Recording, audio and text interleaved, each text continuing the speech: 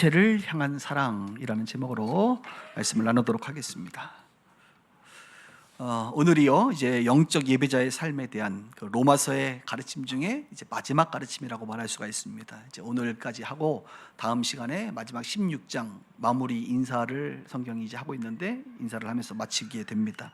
그러니까 우리가 그동안 배웠던 영적 예배자의 삶에 대한 실천 사항은 교회 생활이라든지 대인관계라든지 개인 영성에 대해서 말을 했고, 오늘은 이제 지체를 향한 사랑에 대해서 말을 마무리하고 있어요. 여러분, 기독교에 대해서 한마디로 말하라고 한다면 가장 떠오르는 키워드는 십자가, 부활, 믿음, 교회 이런 단어일 것인데, 사실 기독교 하면 대표적인 게 사랑입니다. 왜냐하면 하나님은 사랑이시기 때문에 그렇고, 그죠? 하나님께서 우리에게 요구하시는 것은 하나님을 사랑하고 이웃을 사랑하는 것, 이것이 율법의 완성이라고 말씀하셨고, 너희가 서로 사랑하면 세상이 너희가 내 제자인 줄 알리라. 그러니까 기독교 공동체는 한마디로 사랑이다라고 말을 하지요. 십자가도 부활도 믿음도 교회도 사실은 이 사랑이라는 것 위에 존재하고, 또 사랑이라는 울타리 안에서 존재할 수 있다고 말할 수가 있습니다. 그러니까 진실된 사랑이 없는 기독교는 허울뿐인 집단에 불과하고, 사랑 없는 신앙생활은 종교생활에 불과하다는 것을 우리가 기억하면서, 사랑 없는 기독교는 정말 아무것도 아니다, 울리는 깽거리와 같다, 사랑이 제일이다, 이런 말씀들도 우리가 알고 있지 않습니까? 로마서 14장, 15장 두 장에 걸쳐서 바울은 마지막으로 사랑에 대해서 말을 하는데, 특별히 그 대상이 누구냐면 지체들을 향한 사랑입니다. 지체. 그러니까 지체가 뭐예요, 여러분? 지체는 이제 교회의 머리가 예수님이시고 몸이 우리 성도들이잖아요. 이 성도들 한 명 한 명이 지체라 그래요. 이 지체들이 모여서 몸을 이루고, 이 몸과 머리가 하나 되어 온전한 교회를 이루게 되거든요. 그러니까 영적인 사람은 어떤 사람이냐는 거예요. 하나님이 기뻐하는 예배자는 어떤 사람이냐? 교회 안에 이 지체들, 형제 자매들을 향한 어떤 마음? 사랑의 마음이 가득한 사람. 여러분, 신앙생활하면서 여러분만 그냥 하나님만 사랑하세요? 어떠세요? 이 지체를 향한 사랑의 마음이 있어야 된다는 거예요. 이게 너무너무 중요하다는 거예요. 그러면 지체를 향한 사랑의 모습의 구체적인 내용들은 무엇이냐면, 이제 지금부터 세 가지를 말할 건데, 첫 번째는 한번 따라해 볼까요? 비판하지 말라. 여러분, 뭐 하지 말래? 비판하지 말라는 거예요.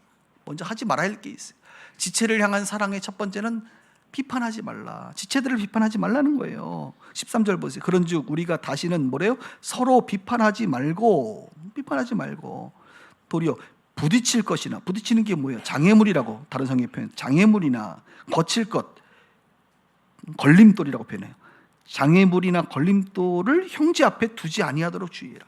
그렇지, 형제가 신앙생활 하는데 장애물과 걸림돌 두면 되겠습니까? 안 되죠. 비판하지 말라는 거예요. 15절 보세요. 특별히 만일 음식으로 말미암아, 음식 먹는 것으로 말미암아 내 형제가 근심하게 되면 이는 내가 사랑으로 행하지 아니함이라. 사랑이 없이 그냥 함부로 행한 거라 이거죠. 그리스도께서 대신하여 죽은 형제를 내 음식으로 망하게 하지 말라. 예수님이 피값으로 사신 그 지체를 음식이 뭐라고 그 음식 때문에 저 형제를 망하게 하지 말라는 거예요. 비판하지 말라, 판단하지 말라, 이렇게 말하는 것이죠. 심지어 14장 1절을 이렇게 시작하죠. 믿음이 연약한 자를 너희가 받되 그의 의견을 비판하지 말라. 믿음이 연약한 자들의 의견, 그들의 행위를 비판하지 말라 이거예요. 여러분, 성경은 왜 도대체 이렇게 말을 하고 있을까요? 도대체 그 당시에 무슨 상황이었길래 음식 이야기가 막 나오고 그럴까요?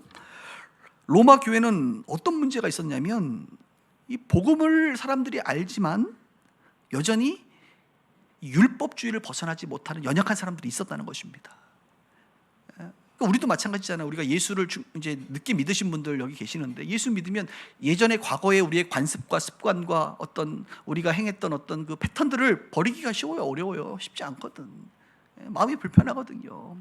특별히 유대교를 따르다가 예수를 믿어 그리스도교로 넘어오신 분들이 보면 그 당시에 이 유대교의 율법, 먹는 문제라든지 절기를 지키는 것이라든지 술과 관련된 것이라든지 포도주와 관련된 이런 것들에 대해서 자기 양심이 왠지 아직 예수는 믿지만 예수가 율법의 완성이고 이 예수로 말미암아 율법이 이제 다 종결될 것들은 종결되고 계승될 것들은 계승되었지만 여전히 내가 이 기독교 공동체 안에 있지만 과거에 내가 행했던 그런 율법의 어떤 그런 내용들을 내가 내 양심이 아직은, 내 믿음이 아직 없어서, 예수님에 대한 확고한 믿음이 없어서 아직은 그것을 행하고 있는 그런 연약한 사람들이 많이 있었거든요.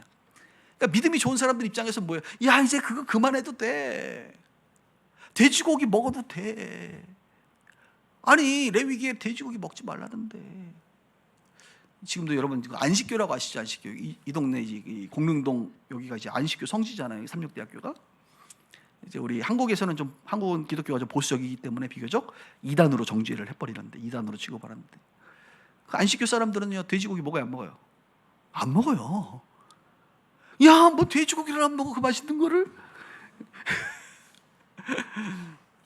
왜? 그들은 구약의 율법을 여전히 따르거든. 그들은 주일을 거룩히 지키지 않고 안식일을 여전히 지켜요, 토요일 날. 그래서 뭐 율법을 아주 그 복잡하게 살아, 그 친구들. 그 친구들은 그 교리를 따르는 거거든. 그야 우리가 뭐 좀 문제가 있다고 보지만, 그 당시에 로마에서 예수 믿는 사람들이 여전히 그 율법에 매여가지고 먹어야 될 거 먹지 말아야 될 음식들을 가려가면서, 그러니까 주일날 밥 먹는데 어떤 사람은 그냥 먹는데 어떤 사람은 이거는 못 먹지, 우리는 못 먹어요. 이런 일들이 벌어지는 거죠. 날과 절기에 대해서 이거는 좀 지켜야 되는 거 아닙니까? 여전히 지키고 있고 말이지. 포도주에 대해서도 포도주 먹으면 안 되죠. 또 어떤 분들은 이 정도는 괜찮아. 뭐 이런 분들이 계신다 이거예요. 성경은 뭐라고 말하는 거예요? 그렇게 아직 믿음이 연약해서 자기 양심의 꺼리낌 때문에 하지 못하는 사람들에 대해서 비판하지 말라 이거예요. 그들의 믿음과 양심에 따라 하기에 그냥 내버려 둬라. 그리고 그 비판 속에는 사랑으로 행하지 않는 비판이거든. 권면을 할 때는 사랑으로 권면해야 되거든. 사랑으로 권면하지 않으면 그 영혼을 망하게 할 수도 있다는 거예요. 망하게. 상처 준다 이것이죠. 예수님의 피값으로 산 그 영혼을, 그게 뭐라고 그 비본질적인 그것 때문에 망하게 할 수 있냐 이거예요. 망하면 안 되지. 그러면서 유명한 말씀들이 막 로마서 14, 15장에 나오는데 한번 들어보십시오. 하나님의 나라는 먹는 것과 마시는 것이 아니요, 이런 게 중요한 게 아니고 오직 성령 안에 있는 의와 평강과 희락이라. 또 우리가 살아도 주를 위하여 살고 죽어도 주를 위하여 죽나니 그러므로 사나 죽으나 우리가 주의 것이로다. 이 내용이 로마서 14, 15장에 나오는 겁니다. 여러분, 이 이야기를 들으면서 어떤 생각이 들어요? 이러한 문제는 지금 우리가 살고 있는 시대와 교회도 동일하게 펼쳐지는 문제입니다. 여러분, 예수 안 믿던 사람이 뒤늦게 복음을 듣고 예수님을 믿고 교회를 다니고 지금 신앙생활을 막 합니다. 그런데 여러분, 이런 사람들이 금방 수년 안에 과거의 관습과 전통, 세상의 문화를 쉽게 벗어버릴 수가 있을까요? 그렇지 않지요. 그런데 오래 교회 다니던 사람들이 그런 초신자들을 보면서 사랑도 없으면서 비판하고 권면한다 치고 막 이러면 안 되지, 저러면 안 되지, 이렇게 얘기하는 거예요. 그 결과 그들은 상처를 받고 교회를 떠나죠. 오히려 기존의 신자들이 새 신자들에게 지금 성경이 말하고 있는 장애물이요 걸림돌이 되고 있다는 거예요. 어떻게 해야 됩니까? 기다려야지. 용납해 줘야죠. 때가 되면, 시간이 되면 말씀이 그들을 변화시킬 줄 믿고, 여러분의 그 겉면 따위가 그들을 변화시키지 못한다니까요. 심지어는 담임 목사의 권위를 가지고도 사랑의 마음을 충만히 가지고 권면해도 이게 들을까 말까인데, 그죠? 여러분들이 좀 직분이 좀 높다고, 나이가 좀 많다 그래서 집사님 이러면 안 되지, 저러면 안 되지, 뭐 형제님 이러면 안 되지, 저러면 안 되지 얘기하면 속으로 뭐라고 생각해? 꼰대가 또 하나 있구나, 이렇게밖에 생각 안 한단 말이야. 교회에서 요즘 세상이 말하는 것처럼 지금 한국교회 젊은이들이 떠나는 이유가 바로 그거예요. 여러분, 안 맞아. 우리 어르신들하고 다 꼰대가 돼가지고. 지금 우리 보세요. 양복 입은 사람 누구밖에 없어? 넥타이 맨 사람 나밖에 없잖아. 보통 교회 가면 양복 입은 분들이 앞에 쭉 앉아있는데 왜 우리 교회를 아무도 없냐? 아니 그게 옷이 그렇게 목에 더운데 이렇게 난방비도 전기세도 아낄 겸 좀 편하게 입지 뭐. 나도 티 입고 싶은데. 근데 아직은 제가 조금 그래도 여러분 예의를 차리느라고, 그죠? 금요일은 좀 넥타이 풀고 있습니다만. 그러니까 이게 믿음이 연약한 자들은 교회 오는데 쉬는 날 주님도 우리의 마음의 중심이 더 중요한 거 아니야? 물론 중심이 따르면 복장도 중요하지만 그거 이렇게 중요해? 그래도 좀 그냥 깨끗하게 입으면 되는 거 아니요? 당연하죠. 꼭 저렇게 넥타이 매고 말이야 여기 힘 회사도 넥타이 안 매는데 교회는 말이야 하나님 만나러 오는데 정장 입고 와야지. 그래서 옛날 분들은 헌금할 때도 다리미로 다려가지고 1,000원짜리를 다려가지고 헌금 봉투 탁 해서 넣어야지 뭐 이런 분들도 계시다 이거지. 그럼 우리는 그분은 그렇게 믿음대로 사시고 또는 우리는 우리의 믿음대로 우리의 하면 된다 이거죠. 서로 비판할 필요가 없다 이거예요. 자기 믿음대로 하나님이 다 마음의 중심을 받으시기 때문에 그렇지요. 그래서 여러분 기다려주고 용납해주고 비판하지 마세요. 물론 우리 교회에 뭐 그런 분들도 없어요. 여러분 한번 생각해 보세요. 예수 믿는다고 이제 예수 믿었는데 예수 믿는다고 술 먹는 거 담배 피는 것이 쉽게 해결됩니까? 예? 우리 피던 분들 먹던 분들 되던가요? 야 저는 요즘에 가끔 광고를 보면 왜 이렇게 요즘에 맥주 광고가 이렇게 그냥 야 너무 잘해. 가스 뭐 이렇게 쫙 나오고 뭐 그냥 막 무슨 뭐 서핑하는 것 같아 맥주가. 그래서 보면 와 정말 맛있겠다 한 잔. 옛날에 먹던 기억이 있어가지고 그 맛을 알단 말이야. 내가 모르면 모르겠는데 야 한 잔 마셔봐. 물론 그렇다고 내가 집에서 먹지는 않습니다, 여러분. 예? 그런데 우리 교인들 중에 드시는 분들 계셔 안 계셔요? 어떤 분들 보니까 집사님들이 카카오톡 프로필에 어느 날 딱 들어가 봤더니 생맥주집에서 건배하는 사진을 딱 올려놨더라고요. 뭐 굳이 뭐 그렇게까지 내가 올릴 필요는 없는데 집사님이 자유하지 뭐 자유한 거야 이게 내가 보니까. 그죠? 쉽지 않잖아요. 쉽지 않아요. 여기 계신 분 중에 제가 기쁜 마음으로 제가 아주 좋은 마음으로 하나 내가 얘기하면 어제 금요일 날 이제 제가 이제 설교 예배드리러 딱 앞에 오는데 어느 성도님이 저기 뒤에서 저를 딱 보고 이제 인사를 하고 나서 저한테 말을 딱 걸더라고. 뭐라고 하냐? 목사님 지난번에 탄자니아 내가 오는 날 금요일이었잖아요. 그날 이제 탄자니아에서 땅콩을 막 줬단 말이에요 선교사님. 근데 양이 적어서 제가 금요일 날 오신 분들한테 선물로 다 줬거든요. 가족당 하나씩. 근데 그분이 날 딱 보더니 목사님 지난번에 탄자니아에서 준 땅콩 그거 볶아야 되거든. 볶아 먹어야 되거든. 그거 너무 잘 먹었다고 저한테 인사를 하는 거예요. 근데 이렇게 얘기하면서 뭐라고 얘기했느냐? 목사님 그거 안주로 잘 먹었습니다. 내가 얼마나 순간 당황하면서 얼마나 재밌던지. 그렇지 그 땅콩을 그 반찬으로 먹으면 되겠어요 여러분? 안주로 먹어야 최고 맛있는 거지 그게. 그랬더니 옆에서 아내가 순간 당황하면서 이렇게 얘기하는데 내가 그 얘기를 듣고 잘하셨다 그랬어요. 내가 잘하셨다고. 근데 내 마음에 기쁘더라고. 여기 계시는데 기뻐요 제가. 나한테 마음을 열었구나. 마음을 열었으니 뭐 그런 얘기도 목사님한테 하는 거 아니겠어요? 뭐 신앙생활 얼마나 했는지 난 모르겠습니다. 아직까지 뭐 구체적으로 교제를 안 해봐서. 여러분 그럴 수 있죠. 아마 지금 그분 말고도 지금 뜨끔하신 분들 많을 거예요. 집에서 안주로 드신 분들 많이 계시죠? 맥주 한 잔 드시면서. 뭐 어떤 분들은 아예 술을 입에 안 대는 분들도 계시겠지요. 그러나 어떤 분들은 뭐 맥주 한 잔 하는 분들도 있을 거라고요. 내가 그렇다 그래서 여러분들한테 막 화 있을진저 이렇게 합니까? 그렇지 않는단 말이에요. 여러분들의 믿음의 수준대로 양심에 맡겨서 우리가 기본적인 성경의 진리를 알려주지만 그렇게 비판하지 않는다고요. 비판하지 않는다고. 또 비판하지 않는다고 막 계속 드시고 그러지 마시고 건강에 안 좋으니까. 여러분 한번 좀 예민한 얘기 좀 해볼게요. 이제 9월 이제 추석이잖아요. 추석 되면 또 제사 지내는 집들이 있거든요. 그죠?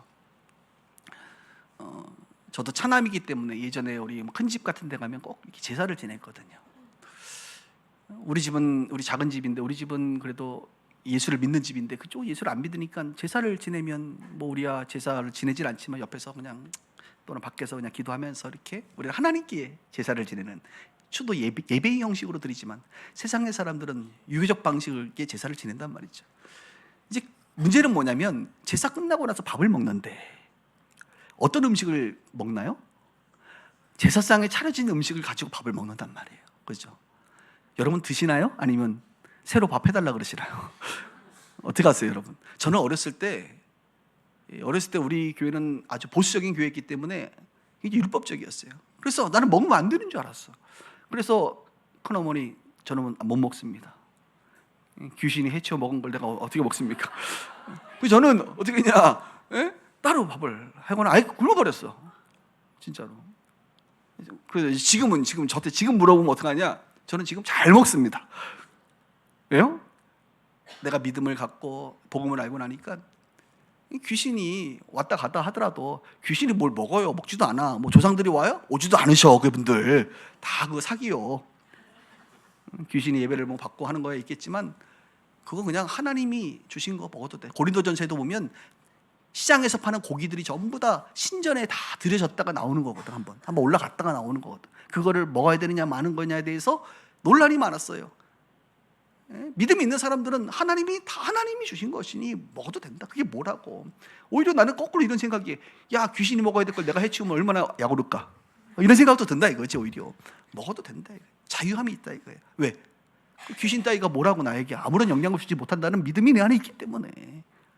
그런데 여전히 믿음이 연약한 사람들은 안 먹잖아. 거기에 대해서 비판하지 말라 이거예요. 야 먹어도 돼, 굳이 그럴 필요 없다 이거죠. 왜? 그들의 양심이 불편하니까. 양심에 따라 행하도록 해야 된다 이것이죠. 조금 더 예민한 얘기를 하면 심지어 교회를 다니셔도 아직 믿음이 부족해서 제사를 지내는 사람들이 있어요, 없어요? 지내지 말라고 교회에서 가르쳐 주지만 그래도 지내는 사람이 있다 이겁니다. 그럼 내가 일일이 호구조사 해가지고 제사 지내냐 안 지내냐, 제사 지내면 당신 화가 임한다, 저주를 퍼부어야겠어요? 아니란 말이에요. 기다리면 돼. 때가 되면 그들의 믿음이 자라고 이제 우리 제사 쌍 치워버리고 우리 피자 시켜 먹자. 우리 그냥 하나님 앞에 예배드리자. 이런 날이 온다니까요. 기다려주면 돼요. 기다려주면. 본인의 믿음의 결단이 오는 날이 있다 이것입니다. 그렇게 성경은 뭘 얘기하는 거예요? 사랑 없이 권면한답시고 말을 내뱉지 말라는 거예요. 믿음이 연약한 자들 너무 비판하지 말라는 거예요. 용납해줘라. 변화될 것을 기대하며 기다려줘라. 하나님의 나라는 이런 먹는 것, 이런 생각들이 율법적인 것이 아니라 의와 평강과 희락이다. 우리가 장애물이 되어서는 안 되지 않느냐, 걸림돌이 되어서는 안 되지 않느냐, 예수께서 십자가의 죽음으로 구원한 그 영혼들 다시 망하게 해서는 안 되지 않느냐. 우리가 그들을 비판하지 말고 잘 돌봐야 된다. 이것이 보다 영적인 삶이라는 거예요. 그렇게 살아갈 수 있는 우리 모두 되기를 주의 이름으로 축복합니다. 두 번째로는 이제 하지 말라 그랬고 이번에 하라고 하는 게 있어요. 이제 비판은 하지 말고 할 것은 뭐냐? 서로를 받아들이라. 다른 말로 한 마음이 되라 이렇게 말하고 있어요. 우리 15장 5절을 한번 15장 5절. 이제 인내와 위로의 하나님이 너희로 그리스도 예수를 본받아 서로 뜻이 같게 하여 주사 뭐래? 한 마음과 한 입으로 하나님 곧 우리 주 예수 그리스도를 아버지께 영광을 돌리게 하라. 그러므로 그리스도께서 우리를 받아 주님께서 우리를 받으신 것처럼 하나님께 영광을 돌리신 것 같이 너희도 서로 받으라. 서로 받으라. 서로 받으라는 것은 서로 받아들이십시오. 영어로 얘기하면 accept하는 거, accept. 받아들인다 이런 의미예요. 앞에서는 하지 말라, 비판하지 말라 그랬고 이번에는 하라. 비판은 하지 말고 받아줘라. 그리고 받아줘서 하나가 되라. 하나가 되라. 이런 말이 있죠. 저는 예전부터 어떻게 하면 교회가 한 마음 한 뜻이 될 수 있을까, 이것에 대한 굉장한 관심을 가졌어요. 왜냐하면 이 교회라고 하는 공동체 안에는 이 복음의 에너지가 어마어마하거든요. 그런데 이 복음의 에너지가 이 교회 안에서만 자기네들끼리만 그냥 뭐 히덕거리고 이런 것 같고, 이 세상의 빛과 소금이 되고, 그러니까 우리 세상을 향한 관심이 많은데 세상의 빛과 소금이 되고 세상에 선한 영향력을 미치는 공동체가 되어야 되는데, 에너지가 있기 때문에 충분히 가능하거든요. 정말 여러분, 교회 안에는 다 있잖아요. 사람도 있고 재정도 있고, 그죠? 다 있어요. 여기 안에 진짜 뭐 지식도 있고 지혜도 있고. 그러니까 세상에 어떤 세상의 기관과 단체도 자기들 것을 내놓으면서까지 이렇게 희생하지 않는데, 교회는 기꺼이 우리의 모든 것을 내놓으면서 세상에 섬겨주잖아요. 이런 단체는 세상에 없어요, 여러분. 그러니까 영향력을 줄 수밖에 없죠. 그런데 보면 한국 교회가 너무 안타까운 거죠.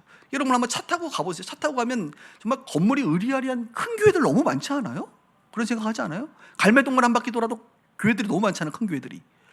근데 그 교회들이 세상을 향해서 무슨 일을 하는지 아십니까? 별로 안 해요. 별로. 뭔 일을 안 한다니까. 왜 안 하느냐, 못 하느냐?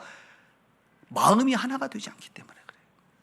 에너지는 많은데 각자 소견에 옳은 대로 자기 지식과 경험에 따라 판단하고 하나님의 큰 일을 하지 않아요. 이게 문제예요. 세상을 변화시켜도 벌써 변화시키고 전 세계 선교를 마무리해도 벌써 마무리했을 텐데, 이 교회들이 마음이 하나가 되지 않으니까 아무리 목사님이 아젠다를 내고 이런 일을 합시다, 하나님께서 이런 감동을 주십니다 얘기해도 장로님들이라든지 뭐 운영위원들이 아니요, 우리는 뭐 이렇게 합니까? 이게 마음이 안 모아지는 거예요. 그래서 큰 일을 못 해요. 그래서 저는요, 예전에 이런 생각을 했죠. 목사님이 하나님의 비전을 받아서 정확히 전달하고 같은 성령의 사람들이니까 마음을 모으면 되는데 이 비전과 리더십이 약하구나, 이런 생각을 좀 많이 했어요. 그런데 성경을 연구하면 연구할수록 그것만으로는 안 되겠다는 걸 알았어요. 여러분, 사도행전 4장에 보면 성경에 이런 말이 있습니다. 믿는 무리가 한 마음과 한 뜻이 되어 모든 물건을 서로 통용하고. 모든 물건을 통용하는 게 여러분 쉬운 일이에요? 어려운 일이에요. 근데 한 마음과 한 뜻이 되었다 그러잖아요. 오늘 성경으로 얘기하면 한 마음과 한 입이 되었다 이거죠. 어떻게 가능합니까? 제가 성경을 연구해 보니까 3가지 정도의 조건이 필요하더라고요. 첫 번째는 교회 안에 은혜가 넘쳐야 돼.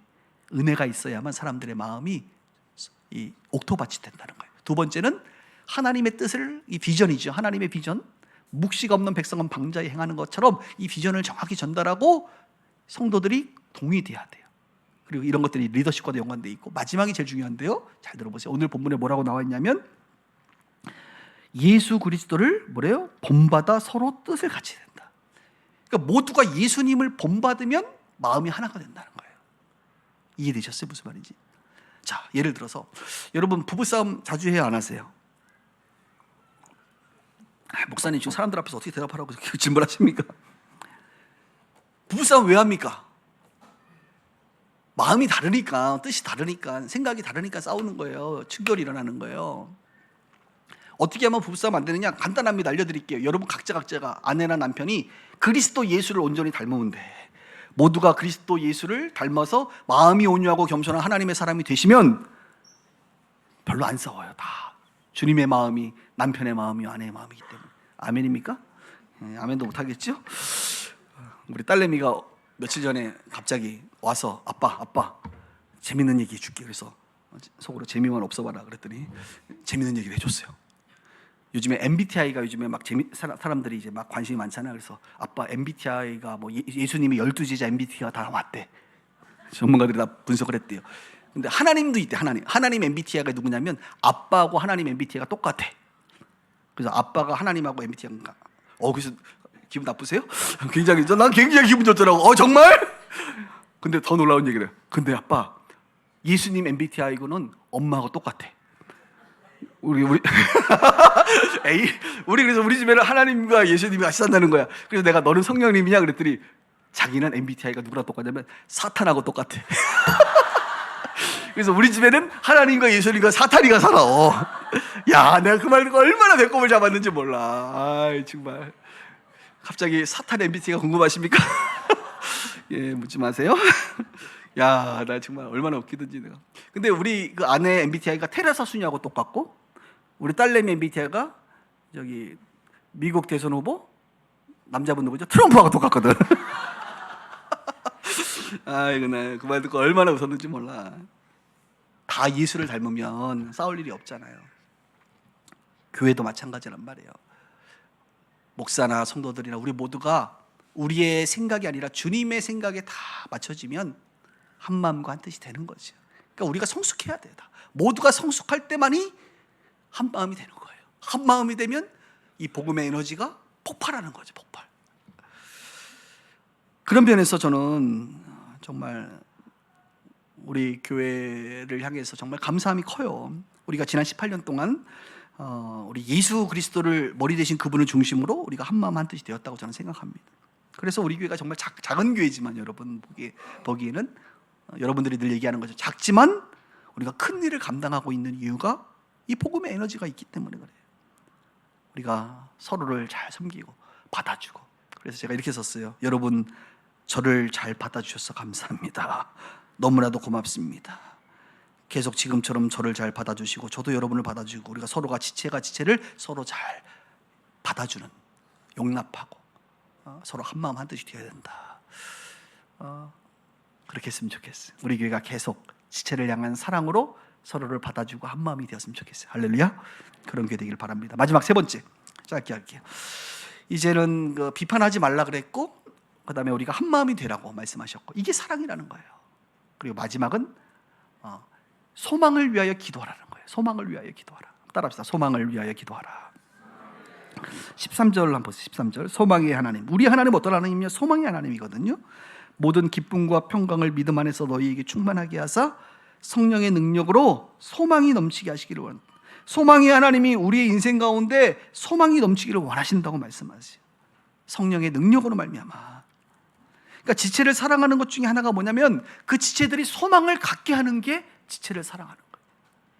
왜요? 이 시대를 살아가는 사람들이 소망을 잃어버리는 사람이 너무 많거든요. 병을 얻어서 소망이 자꾸 사라져갑니다.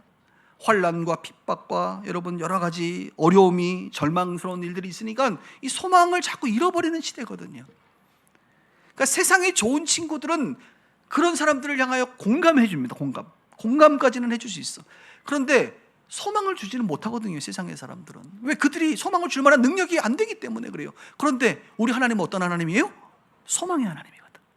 우리 하나님은 능히 그 문제를 해결할 수 있는 소망이 되시는 분이시거든요. 아니면 그 문제가 해결되지 않는다 할지라도 합력하여 모든 것을 선을 이루시는 분이시거든.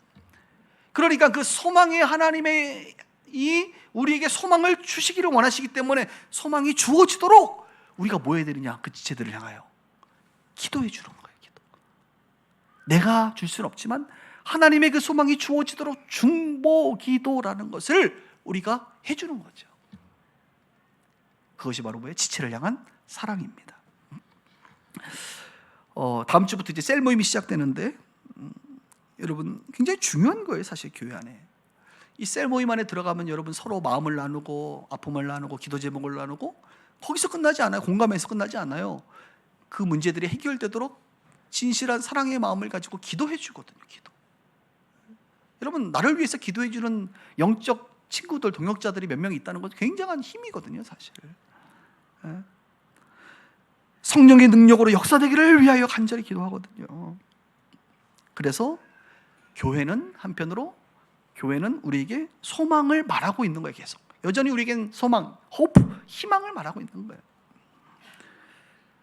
여러분은 지금까지 교회를 다니면서 어떠셨어요? 이런 경험 있으시죠? 절망과 아픔 가운데 있던 여러분들의 모습이 공동체를 통하여, 말씀을 통하여, 우리 지체들의 중보기도를 통하여 소망을 갖게 된 경우가 있지 않습니까? 그래서 여러분들이 이 교회 생활을 통하여 여전히 나를 위하여 기도하는 소망의 사람들과 함께 모임을 할 필요가 있는 것이다. 이렇게 말을 하고 있습니다.